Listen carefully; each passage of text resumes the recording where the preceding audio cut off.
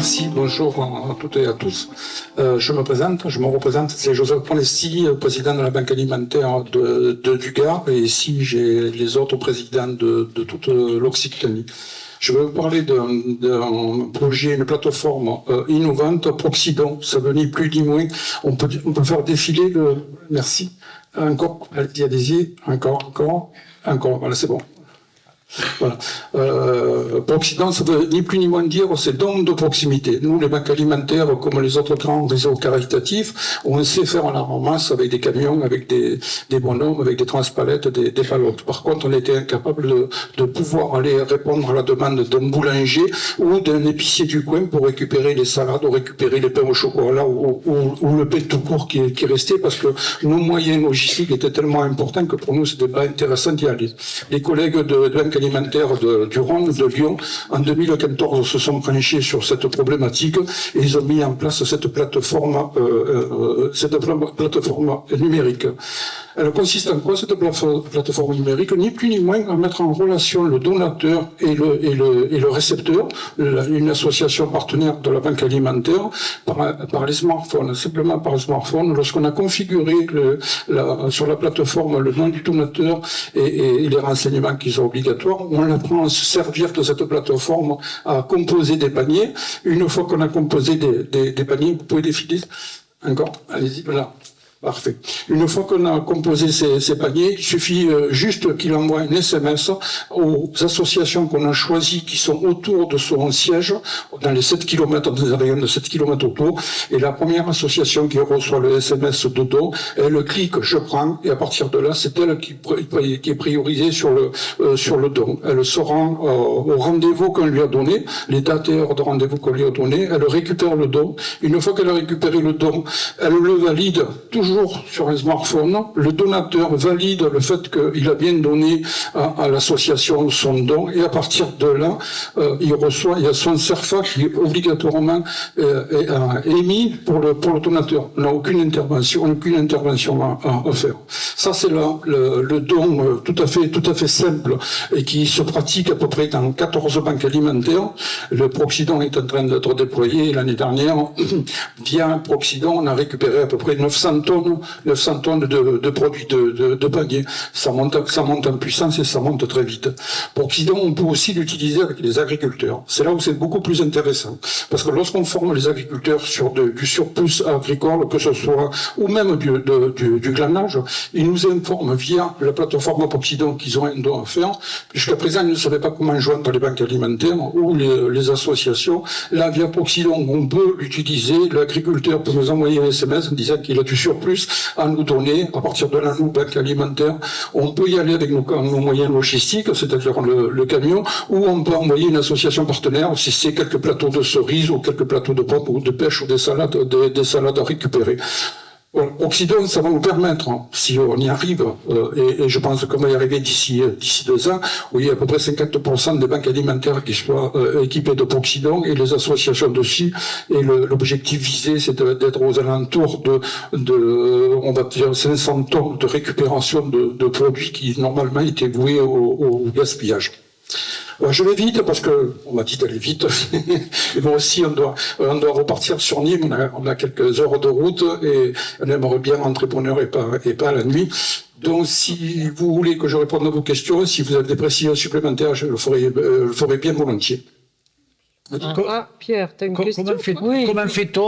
Comment fait-on quand on n'a pas trop de magasins, et surtout quand on n'a pas, il faut une infrastructure, là, il faut quelqu'un qui s'en occupe, il faut un bénévole, il faut... Oui. Alors, c'est un service supplémentaire.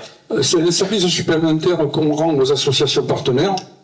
Et c'est surtout une lutte contre le gaspillage alimentaire. Tous ces... Je vais vous citer un exemple. Samedi, moi, j'ai démarché pour Proxidon des commerces, et notamment les pharmacies, parce qu'on ne pense pas aux pharmacies.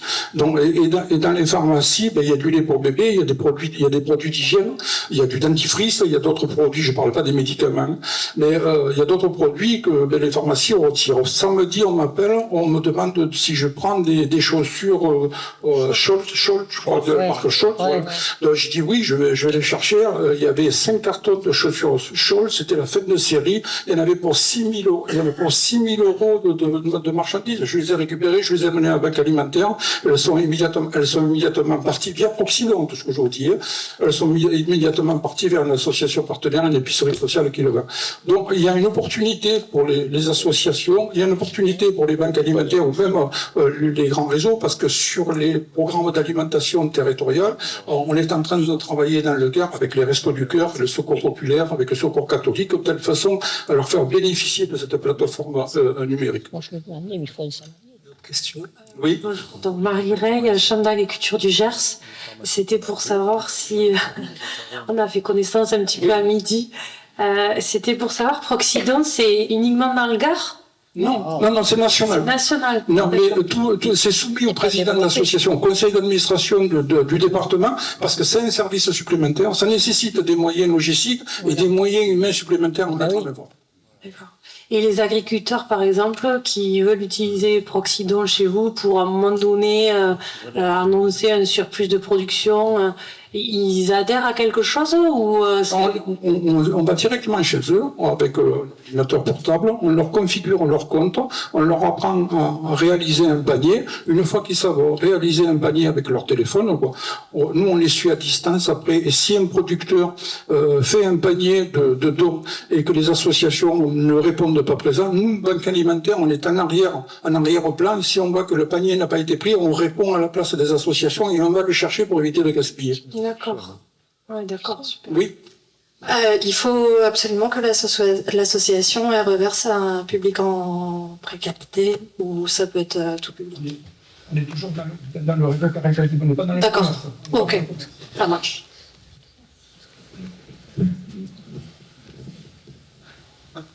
Donc, toujours Nicolas, le maillon solidaire.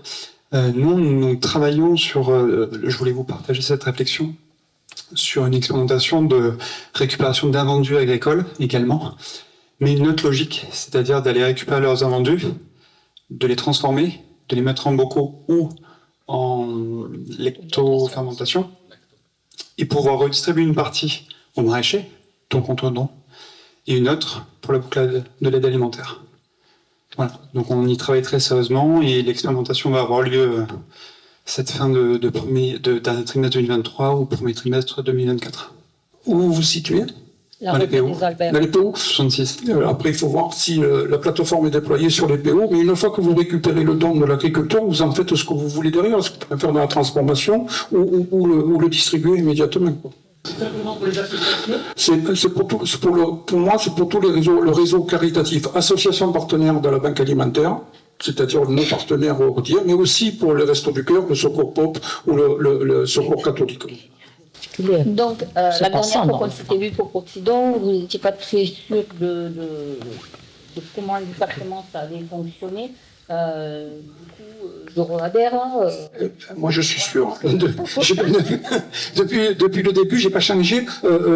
J'ai dit simplement que je demandais à la fédération des banques alimentaires, avec les Restos du Cœur, le Secours populaire, si on pouvait les faire aux partenaires. Il n'y a aucune contre-indication, puisqu'on créera un compte Proxidon pour les associations. Pour vous, qui n'êtes pas partenaire de la banque alimentaire, on crée un compte spécifique et vous bénéficierez de Proxidon. Alors, justement, c'était la question parce que pour le prix de l'adhésion à la banque alimentaire, vous alliez passer pour fournir tout le monde, donc c'est pour ça que L'adhésion, c'est l'adhésion, j'ai compris? Oui. Donc, nous, si c'est plus facile et plus simple de payer l'adhésion, de revenir pour savoir est-ce qu'il y a une différence entre ceux qui vont être adhérents, parce que là, il va y avoir aussi un prix au kilo pour les assos. Donc les assos vont payer aussi, si j'avais bien suivi.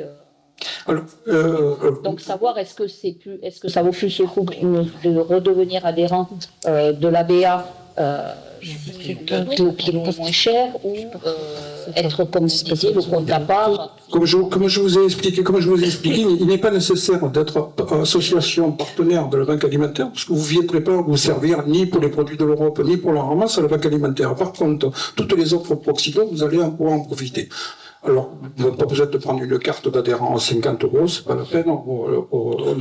Par contre, vous avez parlé du prix au kilo. Donc, sachez que la maintenance d'une plateforme numérique comme ça nous coûte à peu près 3 600 € par an. Parce qu'on est obligé d'acheter des SMS, on achète des SMS et on va travailler qu'avec des SMS, ben, il va falloir payer ces SMS-là. C'est pour ça qu'on demande aux associations qui récupèrent les produits de Proxidon 8 centimes du kilo, juste pour pallier aux frais généraux qu'a la banque alimentaire pour tenir ça. Et si l'association est adhérente, elle paye aussi les 8 centimes au kilo. Il n'y a rien qui change. Proxidon, c'est 8 centimes du kilo pour nous permettre de payer la maintenance de son logiciel. J'ai compris, mais qu'on soit adhérent ou à côté, c'est pareil. C'est pareil. Okay. Bonjour, aujourd'hui c'est disponible sur quel territoire? L'Hérault. Non. Tu l'as pas mis en place. Gare, c'est opérationnel. Je sais pas les collègues des autres banques alimentaires. Non, mais on a un projet, il y a un projet de Proxidon. voilà. Aujourd'hui, il y a sur le Gard, il y a eu un début sur la Haute-Garonne, mais voilà. Je ne sais pas s'ils font encore ou elle n'est pas là, Aurélie, elle est pas là. Vous en servez encore parce qu'à un moment donné, donc la première BA à avoir démarré, c'est la BA de Toulouse, la Banque alimentaire de Toulouse. Ensuite, il y a le Gard et il y a un projet pour étendre Proxidon sur 3 banques alimentaires, sur donc l'Hérault, sur les Pyrénées-Orientales et sur Toulouse pour remettre un peu plus sur Toulouse.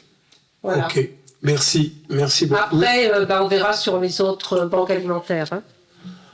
Voilà, écoutez, merci beaucoup. Donc ça montre en tout cas cette initiative vraiment pertinente pour, je dirais, travailler des nouveaux gisements finalement de dons qui étaient peut-être pas exploités. Donc ça veut dire qu'il y en a encore. Mais, il y a d'autres gisements, mais on en parlera à l'occasion. On travaille sur la restauration des collèges et lycées, de tous les restes des enfants qui ne prennent pas. On est en train de travailler avec Proxidon. On est en train de travailler dessus pour récupérer sur les 52 collèges du département. Ça commence à faire vraiment de la bonne récupération pour les associations. Quoi. Je vous remercie de votre attention. merci.